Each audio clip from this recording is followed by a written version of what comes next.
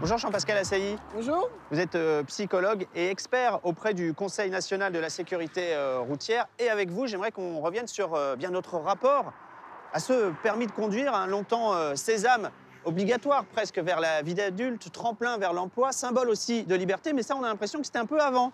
Parce que nos jeunes générations semblent beaucoup moins pressées de le passer, ce permis de conduire. Deux chiffres pour en attester. Il y avait 77% de 18-24 ans qui avaient le permis en 2002 et seulement 69% 20 ans plus tard. Ce qui remonte des auto-écoles, c'est que maintenant, les jeunes arrivent beaucoup plus tard, plus âgés qu'avant, que leur père ou leur grand-père. Il y a 4 ou 5 grandes raisons qui expliquent ça.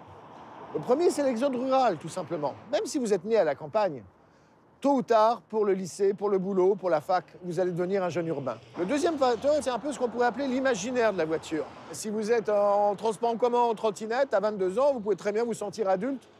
Vous n'avez pas besoin d'être au volant pour ça. Ensuite, il y a la crise économique. Les jeunes sont plus touchés que les autres segments de la population. 20% des jeunes Français vivent en dessous d'un seuil de pauvreté. Ça dit quelque chose quand même. Donc là, évidemment, c'est le coût du permis. Jusqu'à au moins 1 800 € en moyenne, sinon plus. Le coût et les délais de passation. C'est vrai qu'on ne peut pas vraiment parler de désaffection, mais juste de retard. 95% des 35-54 ans ont le permis, donc on finit par le passer quand même, ce permis. Ce qui va beaucoup changer les choses, c'est le premier mariage et le premier enfant.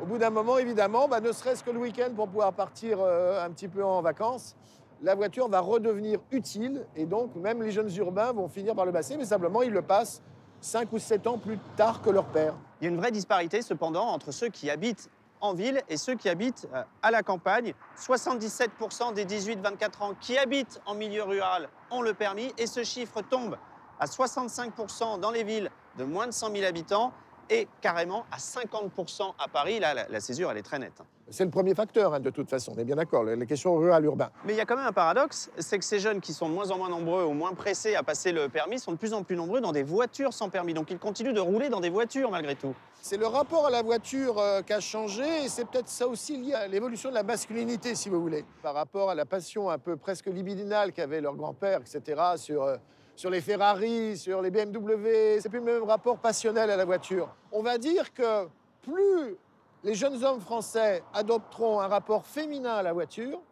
plus on y gagnera. Puisque vous savez que 80% des tués, c'est des hommes et 20% c'est des femmes sur la route.